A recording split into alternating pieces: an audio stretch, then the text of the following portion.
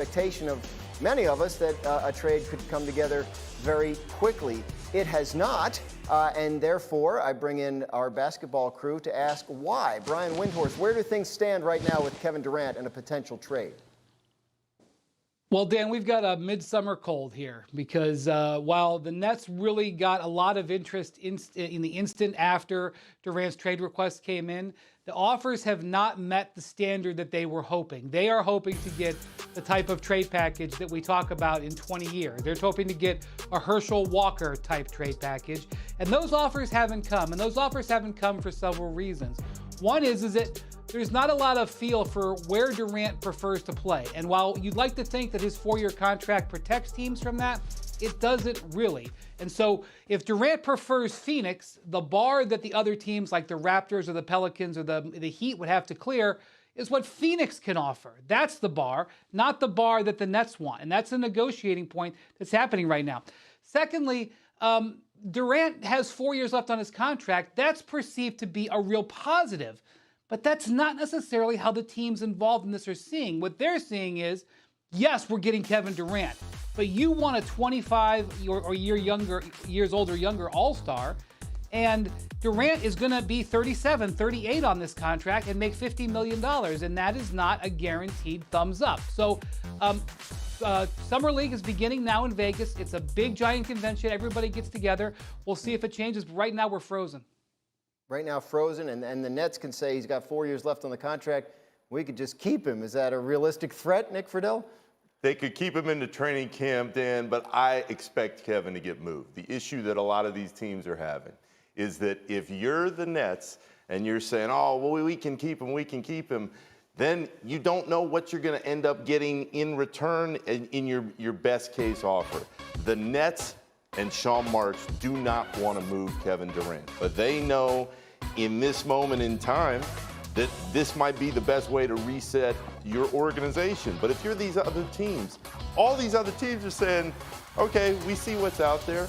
We're not going to give you every single thing you want because we're going to gut what would then be a championship contender. If you're Durant in all of this, you're saying, well, don't trade this guy or don't trade that guy because I want to be able to come into a team that has a legitimate chance to win a title instantly, not a team that is completely rebuilt with what I would have to bring in. And I just don't see it being clear-cut in the next couple months, but this ultimately, to me, will get done because Kevin Durant wants it to. To that point about wanting to join a winner, Zach Lowe, look, this trade request happened right before a holiday weekend, and we haven't been on the air all week yet.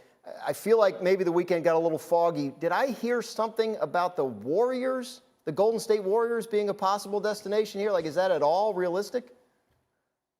You sure did. That came from our own Mark Spears, who reported that the Warriors are interested. And guess what?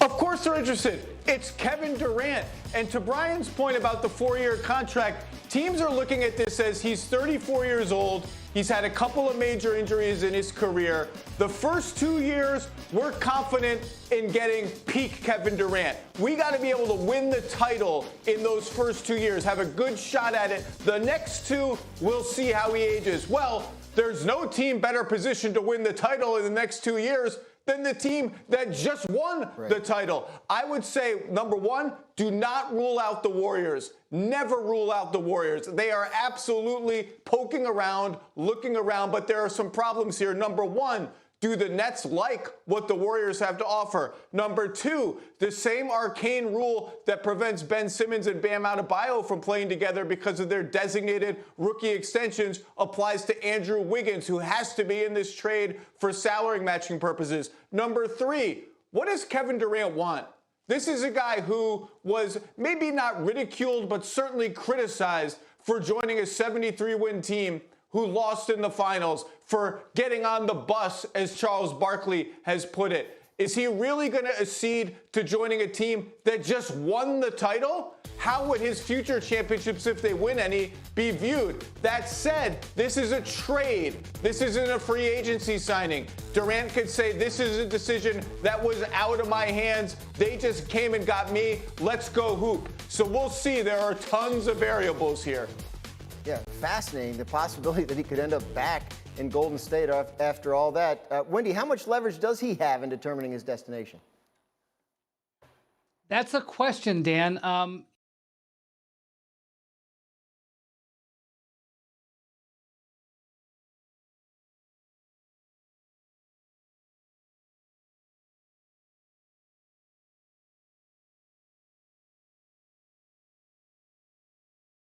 Eye on this offseason, starting with Donovan Mitchell. Brian, go. Yeah, Dan, so the Jazz and Donovan Mitchell are kind of in a bad marriage right now, but they're going to stay together for the sake of the kids. The Jazz are saying that they're not interested in trading him. Donovan Mitchell has not requested a trade, and at the moment seems to be just waiting back and watching. I'm not sure they both don't need therapy, but for the time being, Donovan Mitchell will stay off the market. We'll see if that changes as we get to training camp. Now, there is a forgotten man out there, and that's DeAndre Ayton. And this man, at some point, is going to get paid, and that could be by the end of this week. The Indiana Pacers are seriously considering giving him an offer sheet. They're also interested in negotiating a sign-and-trade with the Phoenix Suns for Ayton, potentially involving Miles Turner to be his replacement at center. But holding everything up is the Suns' negotiations for Kevin Durant, which are probably not going to end soon, and Ayton may have to move on and do his own deal. And as long as we're talking about Kevin Durant, we must bring up his partner, Kyrie Irving. Now, Irving absolutely wants to be a Los Angeles Laker. This we know. The Lakers want Kyrie Irving. This we know. But making that happen, that's a different story. We don't really get a good feel that there's any team seriously in the market for Kyrie right now beyond the Lakers. It doesn't mean they don't like him or value him. They just don't want to pay a potential price that the Nets are asking. So this is one of those things where we just have to wait and see. I doubt Kyrie will be back. I think he'll be on the Lakers, but I don't know when it'll happen. Right. So this is a little bit similar to what we were talking about last hour with Durant, right? In that everybody knows they got to move him, and therefore the market is cooled. So the Nets' threat will be, oh, we don't have to trade him. We can just keep him. Is that realistic? No. Because, Dan, so many people were so miserable in that organization at the end of the Kyrie experience last year. They were so tired of all the stuff they were dealing with off the floor and on the floor. While he was awesome at times, it just wasn't worth all the things that accompanied that arrival night to night for a guy that they knew they couldn't count on. So do I believe there's a chance that Kevin Durant could start training camp if this thing gets stretched out? Yes. He has strong relationships in the organization. People know that he puts in the work no matter what. The same cannot be said for Kyrie. They respect the talent, but they don't like all the baggage that comes with it. All right, so that's one team we know he won't be playing for next year. Zach, how do you see this playing out with Kyrie Irving? Look, if I'm the Nets, I say, okay, Kyrie, nobody wants you other than the Lakers. Now, I think with time, that could change. I do think there are a couple teams who could dive in if they sense that nothing is happening with the Lakers. But if I'm the Nets fan, I say, nobody wants you. Lakers, you have LeBron James toward the very end of his career. You have to win right now. By the way, he's up for an extension in August. He hasn't signed anything yet or indicated that he's going to quite yet. You have LeBron and Anthony Davis. Guess what? That's not enough to win the championship. You know that. We know that. You need Kyrie Irving. We're going to sit back and wait for you to give us both first-round picks, 2027 and 2029. By the way, we don't want to hear anything about protections on those picks. We want them whole hog, unprotected. And Kyrie Irving, if you don't get traded to the Lakers, if they don't give us that stuff, you can sit at home just like you did for almost all of last season. We don't care. Wake us up when there's more options. So if I'm the Nets, I'm absolutely taking a super hard line because the Lakers know they can't win the title as presently constructed. And if it takes all season, it takes all season. I don't really care. That's my stance for now. So that's Zach's thoughts on how the Nets should approach this. Wendy, how should the Lakers be approaching this situation?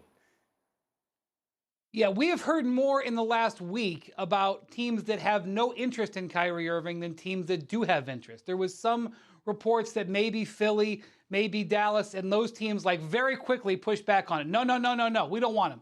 And so if you're the Lakers, I appreciate what Zach's negotiating point is. I love the whole hog draft pick. I think that should be part of the NBA lexicon out here in the Midwest. We like talking like that. But if you're the Lakers, you're saying, who are we bidding against?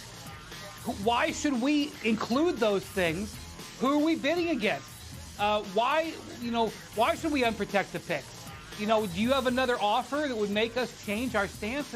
And that's the position that the Lakers have taken. And frankly, I don't disagree with it. Now, the thing that could change all this, LeBron can begin contract extension talks in early August.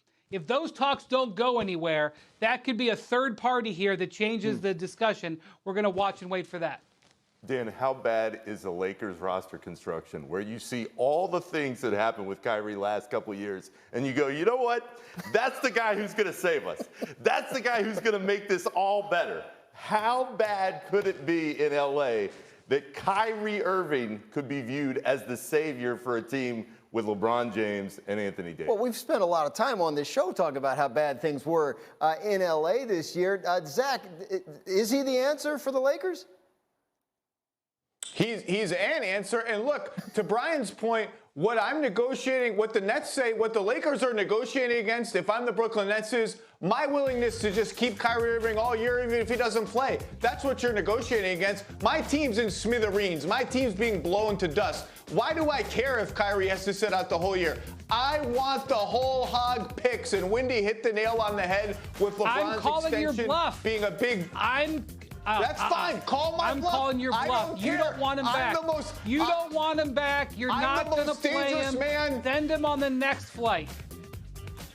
The most dangerous man in the NBA negotiating table is the one with nothing to lose, and I've got nothing to lose right now if I'm Sean Marks. I've already lost everything. My team is about to be blown to smithereens. But look, I like some of what the Lakers did in the offseason. They went younger with Lonnie Walker, Juan Toscano Anderson, Troy Brown Jr., Damian Jones, Thomas Bryant. They went younger. Kyrie would be a great fit, but going younger is cool. The Clippers, the Nuggets, the Warriors, the Wolves, those are really, really good teams. And LeBron, AD, Russ, and this supporting cast isn't good enough. LeBron, AD, Kyrie in this supporting cast, I've got at least a puncher's chance and probably more. So the Lakers need to have some urgency here. At least if I'm Brooklyn and Sean Marks, you got to approach me with some urgency because you can't win now, but with Kyrie, you got a shot.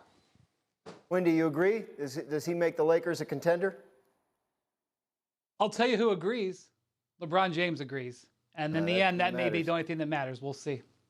Yeah, and you mentioned that pressure point that could be coming involving LeBron James contract talks. He could be the guy that puts the pressure on the Lakers, right, to get something like this done? He almost always is that guy. And he knows Kyrie. He's got the ego to handle, to think he can get Kyrie back on track. But I have news for LeBron. Good luck to you on that front. We'll obviously keep an eye on this situation. But meanwhile, on planet Earth, P.J. Tucker recently signed with the 76ers, posted a thank you to the Heat fans and organization on his way out the door. Jimmy Butler, his now former teammate, didn't take it well. We can't tell you exactly what Butler said, but, something you and Joel Embiid, I brought him into this. Shrug emoji. Guys, this is Jimmy's love language, Dan. This is how Jimmy communicates his love. He really enjoyed playing with P.J. Tucker. He really wanted him back. He really